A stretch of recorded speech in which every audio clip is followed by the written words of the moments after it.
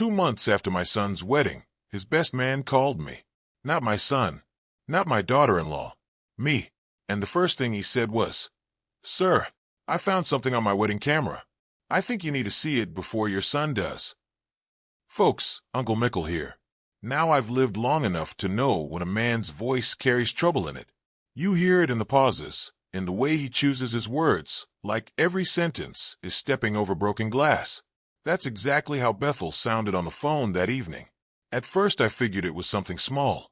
Maybe a funny outtake from the reception. Maybe Michael had said something embarrassing while drunk, and Bethel wanted to give me a heads up before it made the rounds on social media. You know how weddings go nowadays. Everybody's got cameras.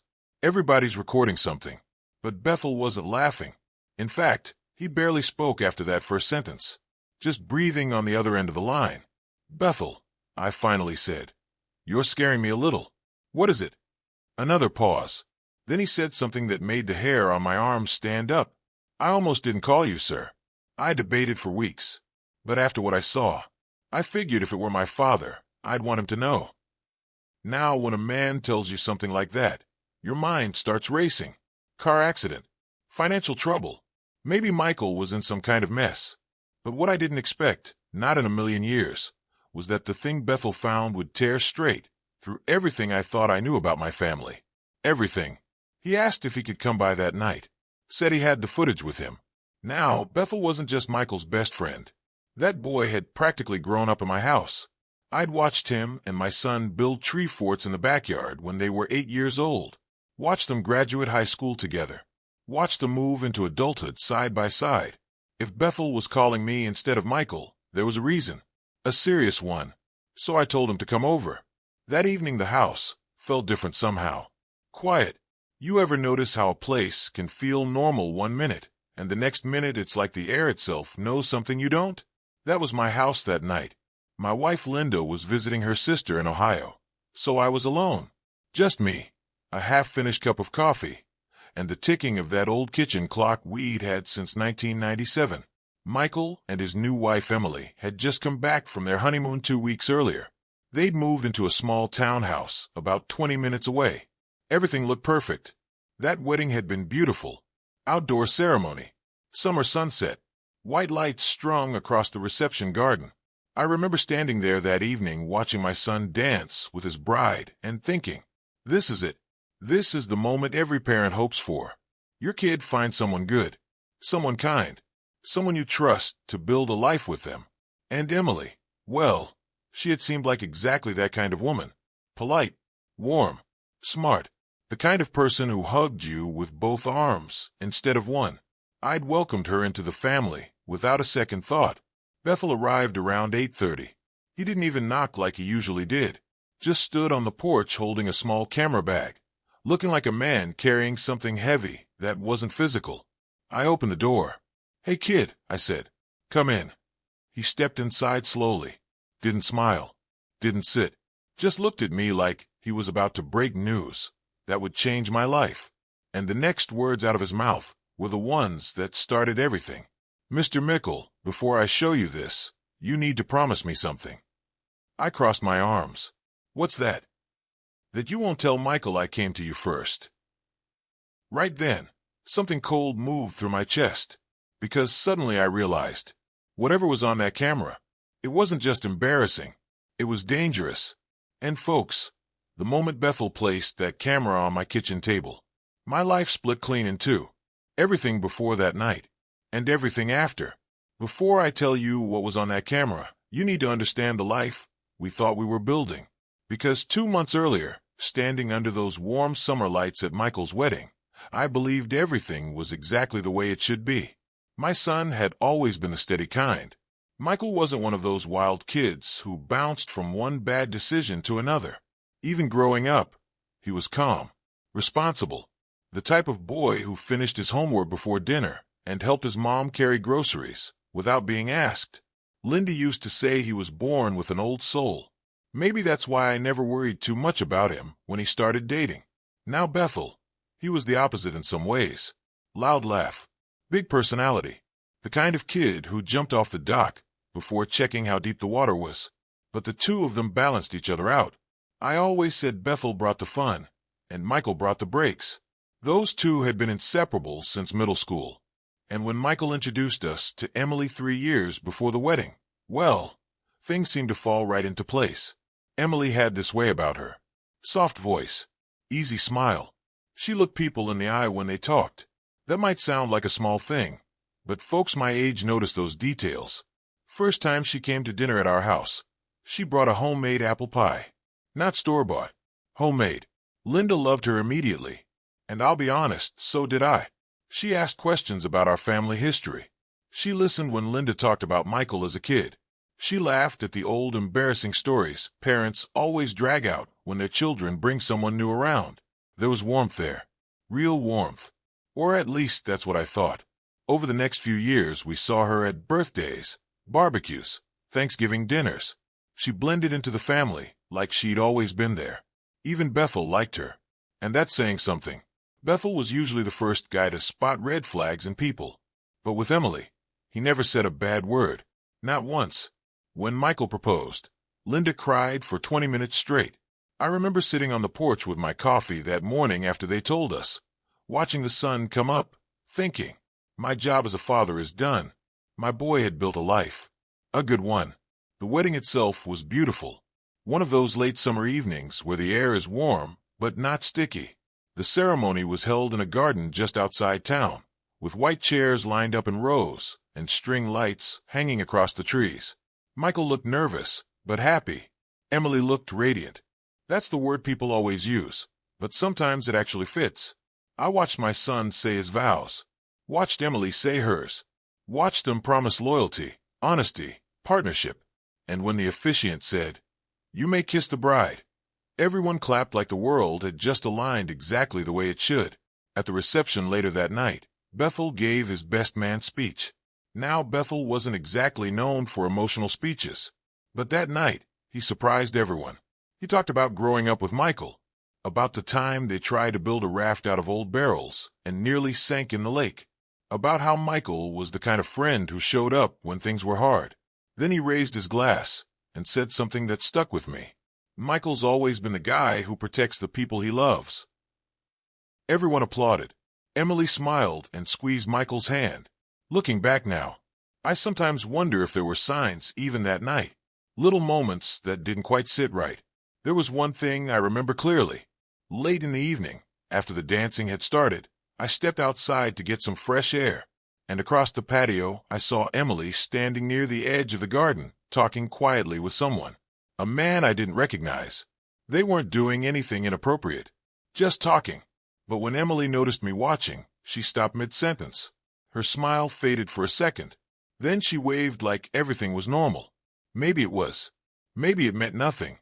But now, thinking back, that moment feels different. Now, let me ask you something before I go further. Have you ever had that gut feeling that something was off, but you ignored it because you didn't want to believe it? Tell me in the comments. I want to know I'm not alone in this. Because that night, I pushed that feeling aside. I told myself it was just wedding nerves. Just strangers talking at a big event. And honestly, I didn't think about it again. Not until 2 months later, when Bethel stood in my kitchen, staring down at that camera on the table, and said something that made my stomach tighten. "Sir, the footage starts about 20 minutes after the reception began." He looked up at me. "You might want to sit down before you watch it." I didn't sit down. Not right away. I stood there in my kitchen looking at that small black camera, sitting on the table like it was some kind of ticking device. Bethel kept his hands folded in front of him, shoulders tight, eyes fixed on the wood grain of the table. You could tell he'd rehearsed this moment 100 times in his head, and none of those rehearsals had made it easier. "Bethel," I said quietly, "you're starting to worry me. Just tell me what this is." He shook his head. "No, sir. I think it's better if you see it." Now, when a young man who's known you half his life starts talking to you like that, careful, respectful, almost protective, you realize something's wrong in a deeper way. So I finally pulled out one of the kitchen chairs and sat down. Bethel reached into the camera bag and took out a small laptop, opened it. The screen glowed softly in the dim kitchen light. "After the wedding," he explained, "I went through all the footage to put together a video for Michael and Emily. something they could keep. That sounded normal enough. A lot of people do that now. Capture the whole day from different angles. Ceremony, speeches, dancing, little candid moments. Bethel had been walking around with that camera all evening, filming guests, recording reactions, getting the kind of behind-the-scenes stuff professional videographers sometimes miss. But there was one clip, he said slowly, I didn't remember recording. Now that caught my attention. What do you mean you don't remember? He rubbed the back of his neck. I must have set the camera down somewhere, and it kept recording. Then he looked up at me, and it caught something. The room went quiet. Outside, a car passed down the street, headlights sliding briefly across the kitchen window. Bethel clicked the laptop trackpad. The video paused on a still frame. It looked like the reception garden. Dim lights, tables, people moving in the background. Nothing strange at first glance. Before I play this, Bethel said carefully, you should know I didn't call Michael because, well, he hesitated, because I thought you'd know how to handle it better. That sentence hit me harder than I expected, because suddenly this wasn't just about what was on the video. It was about responsibility, about protecting my son from something. All right, I said finally. Play it. Bethel clicked the video. For the first few seconds, nothing happened. The camera angle was low, like it had been left on a table or chair. The frame showed part of the reception patio near the garden fence. Guests walked past occasionally. Music played faintly in the background. Then the image shifted slightly. Someone must have bumped the surface where the camera sat, and two people stepped into the frame. The first one I recognized immediately. Emily, still in her wedding dress. The second person. At first, I couldn't see his face clearly. They stood close together near the edge of the garden lights, where things were darker. Too close, honestly, for casual conversation. I felt my chest tighten, but I forced myself to stay calm. Maybe they were just talking. Maybe it was a relative, a friend, someone thanking her for the invitation. The camera audio picked up their voices faintly. Not every word, just pieces. Emily sounded tense, nervous. The man's voice was lower, harder to hear. They talked for about 30 seconds. Then something happened that made Bethel pause the video. He turned the laptop toward me. Sir, this is where I realized something wasn't right. The paused frame showed Emily looking over her shoulder, scanning the reception, like she was checking to see if anyone was watching. My stomach twisted. Bethel, I said slowly. Who is that man? He swallowed. I didn't recognize him at first either. Then he pressed play again. The man stepped slightly into the light, and suddenly, I felt something deep in my chest drop, because I knew exactly who he was. But what happened next? That's the part that made Bethel wait 2 full weeks before calling me. Now, folks, pause for a second. What would you have done in my position? Would you have confronted her right then? Or would you have waited and watched? Drop your answer below. I'm curious what you would have chosen, because in that moment, sitting at my kitchen table, watching that video play out on Bethel's laptop, I realized something that made the air feel thin in my lungs. My son's wedding night was hiding a secret, and I was about to see it unfold frame by frame. Bethel didn't say a word as the video kept playing. The only sounds in my kitchen were the faint music from the wedding reception on the recording and the quiet hum of the laptop. Emily shifted her weight in that frame, glancing back toward the dance floor again. Then the man stepped fully into the light, and I recognized him immediately. His name was Jason Carter. Now, Jason wasn't just some random guest. He had been Emily's former co-worker. I'd met him exactly once before, about a year earlier, when Michael and Emily were still dating. They had come over for dinner, and Jason had stopped by briefly to drop something off for her, some paperwork from their office. At the time, nothing about it seemed strange. Friendly guy, confident, maybe a little too comfortable around Emily, but that was easy to dismiss.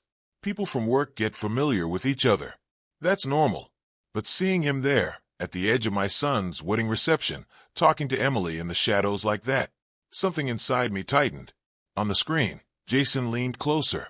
Emily shook her head quickly. You could tell she was agitated.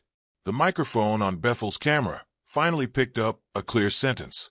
Jason said quietly, "You can't just pretend this never happened." My pulse jumped.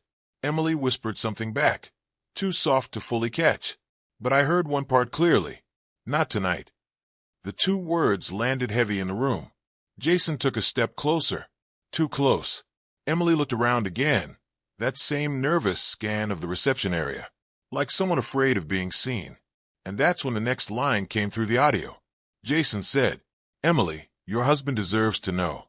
For a moment my brain stalled, because hearing that sentence on my son's wedding night didn't make sense. But what Emily said next, that's when everything changed. She grabbed Jason's arm, hard, and whispered something sharp. "Lower your voice." Her tone wasn't scared. It was angry, controlled, the kind of voice people use when they're trying to shut down a problem. Jason pulled his arm away. Then he said the sentence that made Bethel pause the video again. "You're really going through with this?" Bethel turned the laptop toward me.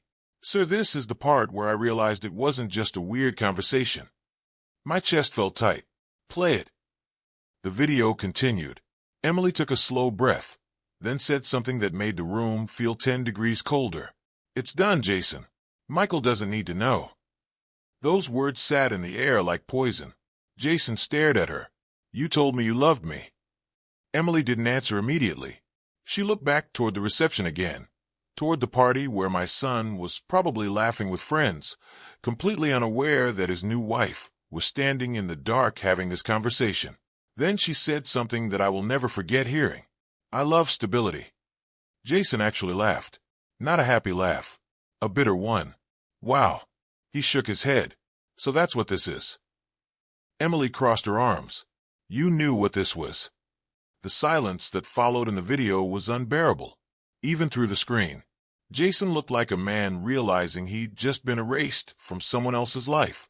Then he said quietly, "You think this secret's going to stay buried?" Emily didn't flinch. She leaned closer to him and whispered something so quiet the camera barely caught it. But Bethel had replayed the clip enough times to understand.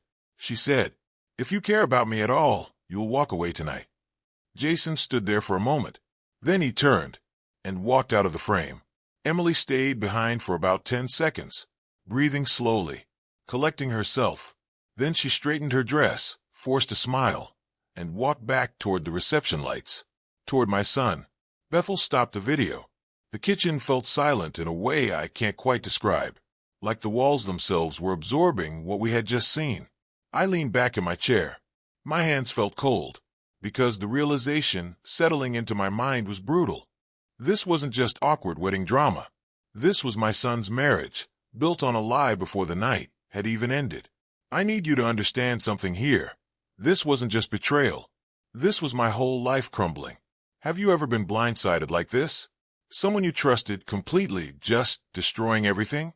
Share your story below if you've been there. Let's heal together. Because in that moment, sitting in my quiet kitchen, one terrible question began forming in my mind. If Emily had been hiding this on her wedding night, what else had she been hiding? And the worst part? Bethel hadn't even shown me the rest of the footage yet. After Bethel stopped the video, neither of us spoke for a long time. The kitchen clock kept ticking. Slow, steady, loud. You ever notice how ordinary sounds become unbearable when your mind is trying to process something painful? That clock sounded like a hammer inside my head.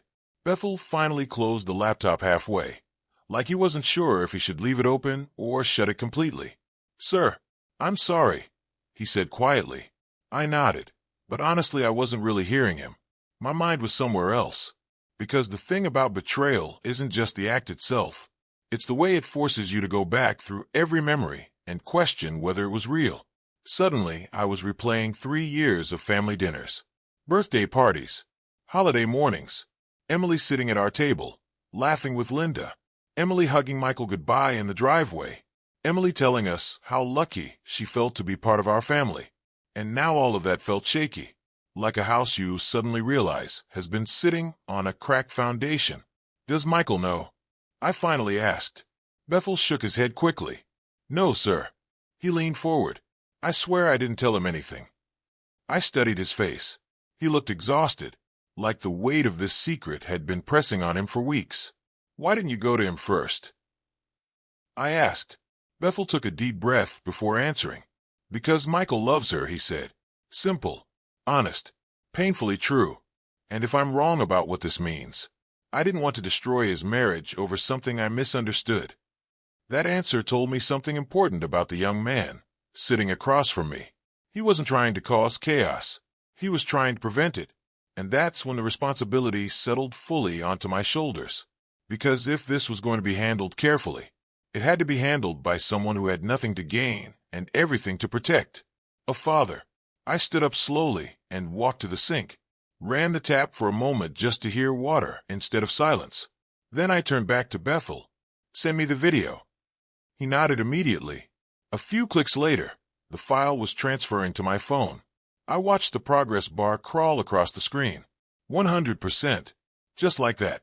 My son's future was sitting in my pocket. But here's the thing most people don't understand about moments like this. Revenge might feel satisfying in your imagination, but in real life, it's messy, explosive, and it can destroy people you love if you swing it the wrong way. So I didn't call Michael that night. I didn't storm over to their townhouse. I didn't send Emily an angry message. Instead, I did something quieter, something deliberate. I watched the video again, 3 times, each time paying closer attention, listening to tone, watching body language, trying to understand the situation instead of reacting to it, because there were still unanswered questions. Had Emily actually cheated? Or was Jason exaggerating something from the past? Was it over before the wedding? Or had my son unknowingly married someone still tangled in another relationship? Answers mattered, and the only way to get them was patience. Over the next few days, I kept my normal routine. Went to work, called Michael like I usually did on Sundays, talked about football, asked how the new house was coming along. He sounded happy, content, excited about the future. Every time I heard his voice, my chest tightened, because I was carrying something heavy he didn't know existed. But patience has a purpose. And about a week later, that patience paid off, because something happened that confirmed my worst suspicion. Emily called me, out of the blue. Now that might sound harmless, but here's the thing. In 3 years, Emily had never once called me directly. She always talked through Michael. But that afternoon my phone rang, and when I answered, Emily's voice sounded careful, measured. Hi, Mickle. I hope I'm not bothering you. And the way she said it made me realize something chilling. She wasn't just calling to chat. She was calling to find out what I knew. Here's where I made my choice. Now I want to know, do you believe in revenge, or do you believe in walking away? What's the right move when someone destroys your trust? Comment below. I want to hear both sides, because the decision I made in that moment would determine exactly how this story ended. And Emily had no idea. She had just stepped into the trap herself. Emily's voice on the phone was sweet, almost too sweet. You know the tone I'm talking about, polite, careful, like someone testing the water before stepping in. Hi, Mickle. I hope I'm not bothering you. I leaned back in my chair and kept my voice steady. Not all, Emily. What's going on? There was a small pause on the line, just long enough to confirm what I already suspected. She was choosing her words carefully. I was just checking in, she said. Michael mentioned you and Bethel talked recently. There it was, the reason for the call. She knew Bethel had come to see me. She just didn't know what he'd told me. I kept my tone calm. Yeah, I said casually. Bethel stopped by. Another pause. Then she asked a question that told me everything. Did he mention anything about the wedding? Right then I knew 2 things. First, Emily was worried. Second, she had no idea how much I actually knew. And that gave me the advantage. So instead of confronting her right away, I made a different choice. Actually, I said slowly. He showed me some video footage. The silence that followed lasted almost 3 full seconds. And those 3 seconds spoke louder than anything she could have said. Finally she laughed. A forced little chuckle. Oh, right, the wedding footage. I let the quiet stretch. Then I said the words that shifted the entire conversation. Yes, the part near the garden. Another pause. This one heavier, longer. When Emily finally spoke again, her voice had changed. Not panicked, but cautious. What about it? I didn't answer immediately. Instead, I asked her a simple question. Emily, who is Jason Carter? The reaction was instant. No confusion. No hesitation. Just a sharp inhale through the phone. That told me everything. She knew exactly what I had seen. And now she knew I knew too. Michael doesn't know about that conversation, she said carefully. Not a denial. Not an explanation. Just a statement. I stood up and walked slowly across the living room. Emily, I said quietly, my son married you believing he knew who you were. Her voice lowered. You're not going to show him that video. Notice what she didn't say. She didn't say the conversation meant nothing. She didn't say Jason was lying. She didn't say the video was misunderstood. Instead, she tried to control the outcome, and that told me all I needed to know. So I said something that changed the entire direction of the conversation. Actually, Michael's coming over tonight. Dead silence, and I thought it might be nice if we all watched the wedding footage together. Her breathing became audible. Please don't do that. Now the mask was cracking. You're going to ruin everything, she whispered.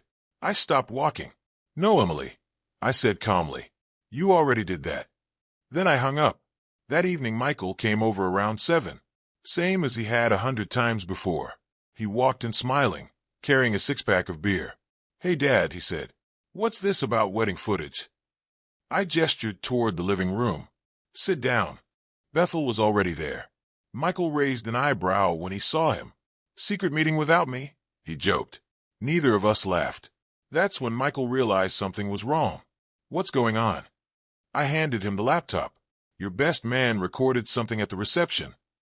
Michael leaned forward and pressed play. The room stayed quiet. The video ran exactly the same way it had in my kitchen days earlier. Emily in the garden. Jason stepping into frame. The conversation. The words. Michael doesn't need to know. By the time the video ended, Michael wasn't moving. He just stared at the screen, breathing slowly, processing. And this is the moment everything changed. Tell me, are you rooting for me right now? Or do you think I went too far? Be honest in the comments. Uncle Mickle can take it, because what happened next was the moment my son's entire marriage cracked open. Michael finally looked up at me. His voice was quiet. Dad. Then he asked the one question I'd been dreading. When did you find out? Michael's question hung in the air. When did you find out? For a moment, I just looked at my son. You ever see someone standing at the edge of a truth they don't want to face yet? That's what Michael looked like right then. His shoulders were stiff. His hands were clasped together between his knees. His eyes kept flicking back to the laptop, like he hoped the screen might suddenly show a different ending. I didn't want to lie to him, so I told him the truth. About 2 weeks ago. Michael nodded slowly. Not angry. Not yet. Just absorbing the information, like someone trying to piece together a puzzle they didn't know they were solving. You watched it and waited? Yes. Another quiet moment passed. Then Michael leaned back in the couch and rubbed his face with both hands. Bethel sat across the room, looking like he wished he could disappear into the wall. The poor kid had done the right thing, but that didn't make the moment any easier. Michael finally looked at him. You're the one who recorded it. Bethel nodded slowly. I didn't mean to. The camera was sitting on a table. It just caught it. Michael studied him for a second. Then he nodded. Thanks for telling my dad. Simple words, but they carried weight, because even in that moment, Michael understood Bethel hadn't been trying to hurt him. He'd been trying to protect him. Michael stood up and walked to the window. Outside, the streetlights were just starting to glow against the evening sky. I need to ask her, he said quietly. My stomach tightened. That was the part one couldn't control anymore. Michael pulled out his phone. His thumb hovered over Emily's name for a few seconds before he pressed call. The phone rang. Once, twice, 3 times. Then Emily answered. We couldn't hear what she said on the other end, but Michael's voice stayed calm. Emily, he said, I just watched something from the wedding. There was a pause. He looked down at the floor while she spoke. Then he asked the question, Who is Jason Carter to you? Another long silence. And then Michael's expression changed. Not explosive anger. Not shouting. Something quieter. The kind of realization that settles slowly, painfully. He nodded once while she spoke. Then he said, I see. A few seconds later, he ended the call. Just like that. No yelling. No dramatic confrontation. He walked back to the couch and sat down again. His eyes looked older somehow. "You were right to show me," he said. I didn't feel victorious hearing that. Just tired. "What did she say?" I asked. Michael stared at the coffee table for a moment before answering. "They were together before we met," he said. I nodded slowly. That part we already suspected. But they kept seeing each other for a while after Emily and I started dating. Bethel shifted uncomfortably in his chair. Michael continued quietly. "She said it ended months before the wedding." He let out a small breath. "But Jason thought she was leaving me for him." That lined up almost perfectly with what we'd heard in the video. What about what she said about me not needing to know? I asked carefully. Michael's jaw tightened. "She said she didn't want to ruin the wedding over old mistakes."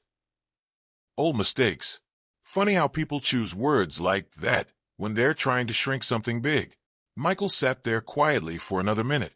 Then he stood up again. "I'm staying at a hotel tonight," he said. Neither of us argued. Sometimes a man just needs space to breathe. Before he left, he walked over to Bethel and put a hand on his shoulder. "You did the right thing." Bethel looked relieved and miserable at the same time. After Michael walked out the door, the house felt heavy again, but different, like the truth had finally been allowed into the room. Looking back now, I wonder if I'd do it all the same way again. What about you? If you could go back and handle your worst betrayal differently, would you? Or was the pain necessary to become who you are now? Let me know below, because what happened in the months after that night changed my family forever. And strangely enough, not all of those changes were bad. The weeks after that night were quiet. Not the peaceful kind of quiet, the kind that comes after a storm when everyone's still walking around, checking what got damaged. Michael stayed at that hotel for 3 days. During that time, he barely spoke to anyone except me. Short phone calls. Simple updates. "I'm okay, Dad. I just need time. I'm thinking things through." And I respected that, because when betrayal hits you like that, the worst thing people can do is crowd you with opinions. Everyone suddenly becomes an expert. "Leave her. Forgive her. It's not that bad. You deserve better." But the truth is, only the person living inside the marriage really knows what they're feeling. On the 4th day, Michael finally met Emily face to face. Not at their townhouse. At a small cafe halfway across town. Neutral ground. He told me later he chose that place because it forced both of them to stay calm. Public places have a way of doing that. They talked for almost 3 hours. No shouting. No scenes. Just a long, painful conversation two adults have when trust has cracked open. Emily admitted the relationship with Jason had continued longer than she originally told Michael when they first started dating. According to her, it ended almost a year before the wedding. Jason apparently believed she would eventually leave Michael. Emily insisted that wasn't true. She claimed she chose Michael long before the wedding day. But the damage wasn't really about Jason anymore. It was about honesty. Michael told her that. "You took away my choice," he said. That sentence stuck with me when he repeated it later, because that's what betrayal often does. It steals someone's ability to decide their own future. Emily cried, apologized, promised there were no more secrets. But once trust cracks like that, it never seals perfectly again. Not right away, anyway. Michael moved out of the townhouse for a while. Not permanently. Just space. They started counseling. Real counseling. Not the kind people do for 2 sessions and quit. Months went by. Some days were hopeful. Some days were hard. But slowly, something interesting happened. Michael changed. Not colder. Not bitter. Stronger. He began asking deeper questions about the life he wanted to build. About the kind of partnership he expected. About what forgiveness actually means. And Emily? Well, she had to do some hard growing too. Because trust isn't repaired with apologies. It's repaired with consistency. With transparency. With time. Now, I won't sit here and tell you everything magically went back to perfect. Life doesn't work that way. But what I will tell you is this. A year later, Michael and Emily are still together. Not because the past disappeared, but because they faced it head on. Some people would have walked away. Others would have buried the truth and pretended nothing happened. My son chose the harder road. Understanding. boundaries, accountability, and watching him navigate that taught me something important. Sometimes justice isn't about destroying someone who hurt you. Sometimes it's about making sure the truth has nowhere left to hide. So here's my final question for you, and I really want to hear your thoughts. Is it better to forgive and move on, or to make sure they understand exactly what they lost? There's no wrong answer. Drop it in the comments. Stories like this don't have one single moral. Everyone walks away learning something different. But for me, the lesson was simple. Secrets rot relationships from the inside. Truth might hurt, but at least it lets you rebuild on solid ground. So that's my story, folks. If it resonated with you, go ahead and hit that like button, subscribe to the channel, and tell me in the comments where you're listening from. I want to know how far Uncle Mickle's voice travels. And remember this one thing I learned the hard way. A relationship built on honesty may bend under pressure, but a relationship built on secrets will eventually collapse under its own weight.